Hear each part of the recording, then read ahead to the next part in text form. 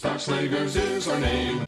Hello, I'm Duke Stockslager, and welcome to the greenhouse. Today we're going to talk about planting garden mums for fall, how to get them into the ground, and some points on how to maybe help get them through the winter so we can enjoy them again next year. So once you've selected your garden mums, first thing you're going to want to do when you're getting ready to plant is this root ball. You're going to want to tear into it, and really this will help stimulate those roots when they get into the ground. So you're not going to hurt the plant. Go ahead and tear into it, because what that will do, they've been growing in this pot and they're going in a circle. By ripping into them, they're going to push new growth, and that's a key factor on getting that mum established going into the winter. A couple things that happen. We wait until autumn to plant our mums, and depending on what Mother Nature throws at us, sometimes they don't get rooted in and established going into winter. What will happen next is, through the course of the winter, the freezing and thawing, what we call heaving, that root ball, that plant is going to come up in the ground. It's not going to be protected, and that's where we run into possibly seeing it not come back next spring. So a couple things you can do. One, plant them earlier in the season, and we're still mid-September here, so that works. And even if you don't get them planted until mid-October, we're getting late. A little bit of a liquid starter fertilizer is really going to be beneficial to the plant, because that's going to help those roots that we've torn apart. They will take the nourishment from that and head into the ground, which again is going to anchor that plant soundly and safely to winter through. Keep your plants watered. We are very dry in southwestern Ohio this season, and regardless where you're at, you want to keep them wet. So watering 2, 3, 4 times a week. You want to get them good and wet and keep the moisture there. That's also going to help those roots go out into the ground, into the soil, to get established. If you're planting late season, mid-October, late October, go ahead, take care of your plant, enjoy it. But once frost and even hard freeze, perhaps even several hard freezes, late December, mulch it heavily. Go out on that plant. You don't necessarily have to cut it back to the ground. At this point, it's finished, it's brown, it's finished growing for the season. Go ahead and cut it off at ground level. But getting 4, 6 inches of good soil, topsoil, bark mulch, get that plant covered up. That's going to help insulate it. It's also going to help protect that plant from heaving up out of the ground. It's going to have several inches of soil or mulch on top of it. That will help bring it through the winter.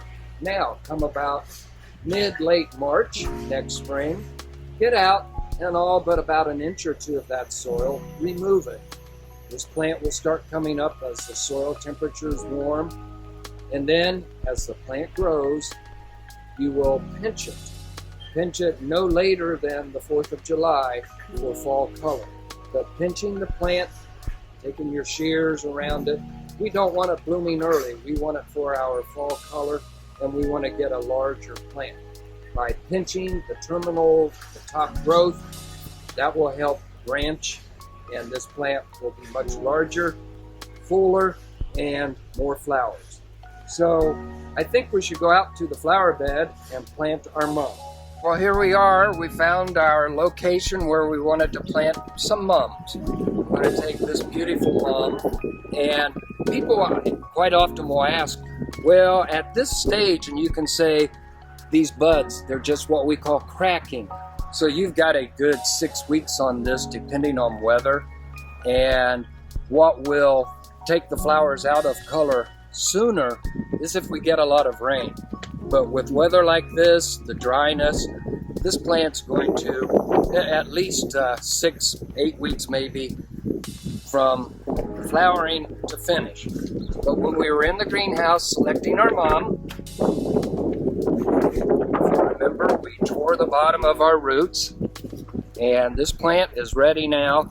Again, tearing into them. Some people will take a knife and just make an X across. That works quite well. So we've got our mum. I'm going to set it aside here. And I think this is where this mum's going to look nice in our flower bed. Once these annuals are finished, we'll come out and we'll plant some tulips and daffodils. Plenty of time to do that. So let's get a nice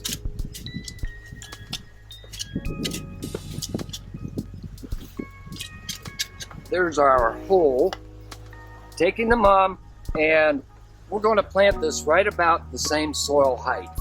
And once we get it in, we will pull soil up on it. It's kind of fun if Rebecca can zoom in right there. Those are roots coming out of the side of that stem. These mums, tremendous rooters, and we get this in the ground and water it. It's going to continue to show off all fall. So now that the plant's in, we need to get the soil back around that root ball so it doesn't dry out. And sneaking in, we don't want to break any of the branches.